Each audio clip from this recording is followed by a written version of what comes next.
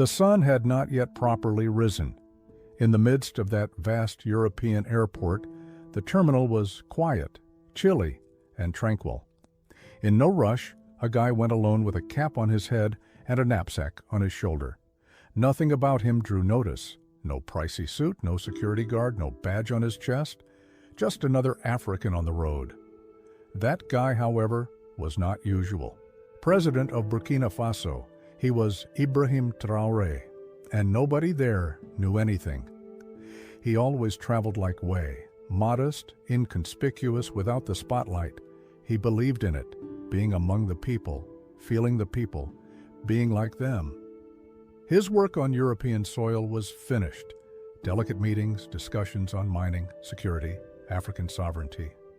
All he wanted now was to return home. Arriving at gate E7. Quietly, he gave the attendant his diplomatic passport. She was called Sophie. She glanced at him, then at his passport, then back to him. She grimaced and shut her face. Something in her mind didn't add up. A president, to her, did not seem like that.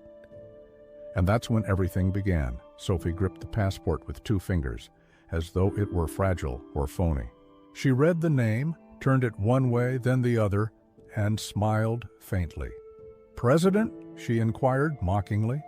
Traoré answered quietly, "Yes, Burkina Faso's." She chuckled softly. "Not at all, that was all." She grabbed the counter radio. "Security, gate E7, come, please." Questionable paper. Traoré was there in the interim. He remained calm and unresponsive. He waited, sat down on one of the benches, and pulled out his cell phone. But Sophie continued to stare as though an imposter. The issue for her, Maurice, wasn't the passport Estrapok. His face did it, the hue of his skin, his basic attire. In her opinion, African leaders fly by private jet, wear suits, and come with security guards. And there in front of her was a man lacking any of that dignity. She could not identify it. Heavy footsteps rang out on the terminal floor 2 minutes later. The airport's chief of security, Paul Giroux, had come. He was rough, a former French soldier. Beside him was a young agent called Julien, who was clearly more cautious. Paul didn't even greet. He went directly to the point. Document. For the 3rd time, Traoré surrendered his diplomatic passport. Paul snatched it, looked at it fast, and scoffed, "This is fake." Traoré retorted quietly yet forcefully, "It's not. I am Burkina Faso's president." Paul chuckled heartily. "President? I'm the Pope too." "Rise." Sophie folded her arms. "I told you." From the start, it was odd. Julien observed everything quietly. Paul, however, had already decided. To him, it was a joke. A black man alone declaring he was president? Not possible. Paul responded, "Get out of here now, before I take you out my path." "What grounds? Based on my employment. Theater doesn't belong here. This is not a theater." Thus, shame became humiliation. The reality became a laughing stock. Paul stepped forward and spoke quietly, but still with arrogance. "Last opportunity. Get up and leave before I have to remove you by force. Get up and go before I have to physically throw you out." Traoré stayed sitting. He remained silent. He simply stared him in the eye. "I have not done any crime. I hold a diplomatic passport, a ticket. I am where I should be. I am where I should be." Sophie burst out. "You are here pretending to be a head of state. This is no laughing matter. This is no joke. I am a head of government. I am a head of government." "Of course," Paul answered, "and I am the French monarch. Rise." Ignoring any reply, he pointed sharply to Julien. Julien hesitated. "Boss, perhaps we should contact the supervisor." Paul interrupted. "Do what I said and shut up." Julien attempted to lift Traoré by grabbing his arm. The backpack fell then. Traoré toppled backward, his knees striking the ground out of balance. A few travelers peered over. 1 or 2 held up their mobile devices. Sophie looked around and murmured to Paul, "Do it quickly, before they film too much." Do it fast, before they record too much. Getting up, Traoré grabbed his backpack and stared at the two of them. Though he didn't yell, his voice was strong. You have no idea what you are doing. You have no clue what you're doing. Paul answered scornfully, Yes, I do. This airport I'm tidying up. I'm fixing this airport. He indicated the door. Get out of here. Traoré did as he was told. He stepped a little before crossing the threshold, turned back to face Paul and Sophie, and said just, This moment will stick with you. Then he vanished within the throng, expelled as though he were a nobody, yet bearing the burden of a country on his back. Outside, the chill sliced across his face. Without uttering a word, Traoré strolled to the cab stop. Disguised among the passengers, one of his security men. Mamadou had observed everything from a distance. He came over, obviously annoyed. President, should I call the team? This can't be left like this. Traoré merely shook his head. No, not now. You dropped, though, to the ground. They walked all over your dignity. He paused and turned slowly to Mamadou. They trampled on something they don't get. And that will be what brings them down. Quiet. The vehicle showed up. They entered. Traoré peered out the window as the driver went down the road. Quiet, consistent. His face showed no rage, yet in his gaze, to him it was already scripted. They had buried themselves. The following morning, someone uploaded the video. Someone uploaded the video the following morning. No editing, a fast cut, simply the unvarnished truth. The President of Burkina Faso being pushed, blamed, humiliated on the ground, while calmly stating, You don't know the error you've made. You are unaware of the error you have committed. In about 1 hour, the video garnered 1 million views. After each hours, then 4 hours, then 5. Respect Africa. Ghana stands with Traoré. Burkina Faso is not a colony. Social media went crazy. African influencers voiced opposition. Diplomats stayed silent. Reporters sought to conceal it. But it was too late to act. The globe was now aware. And the question was floating about. Who were they to treat a president as if he were nothing? First, Burkina Faso reacted. Mali came next. Next, Congo. The diaspora came next. A chain reaction from an anger, and a chain that became a tsunami, and a chain that became tsunami.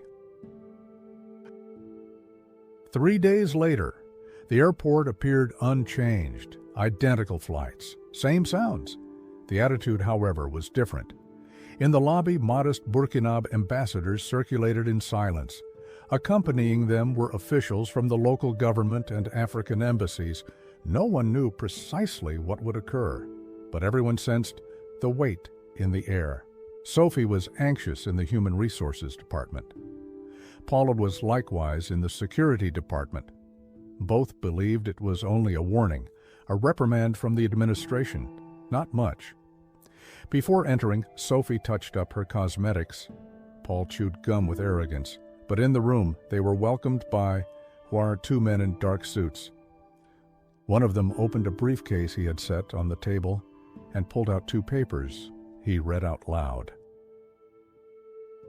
Abuse of authority against a head of state, breach of diplomatic protocols, serious prejudice on foreign soil. Sophia's eyes grew wide. Sophia's eyes grew wide. Paul sat up straight in his seat. You are formally suspended. You are under arrest for inquiry as of now. You are now under arrest for inquiry. Arrested? Sophie yelled. This is insane. This is insane. Paul got up. The officer didn't even flinch. Insanity is what you did. Insanity is what you did.